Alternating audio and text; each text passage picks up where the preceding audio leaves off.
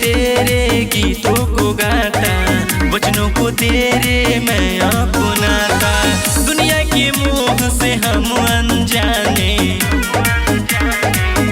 यीशु तेरे हम दीवाने, प्रभु तेरे हम दीवाने, यीशु तेरे हम दीवाने, प्रभु तेरे हम दीवाने।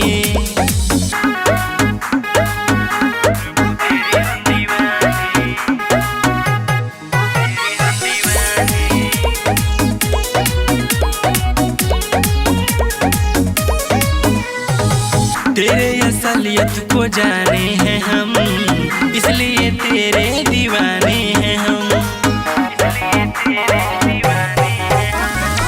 तेरे असलियत को जाने हैं हम, इसलिए तेरे दीवाने हैं हम।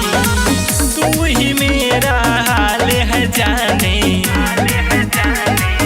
यीशु तेरे हम दीवाने, प्रभु तेरे हम दीवाने, यीशु तेरे हम दीवाने, प्रभु तेरे हम दीवाने।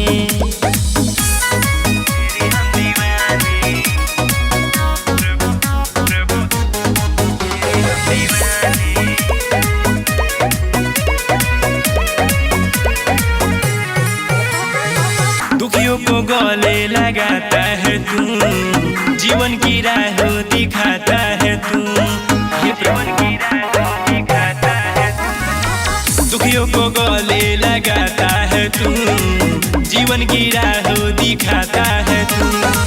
तुझको ही दिल में है बसाने, यीशु तेरे हम दीवाने, प्रभु तेरे हम दीवाने, यीशु तेरे हम दीवाने, प्रभु तेरे हम दीवाने।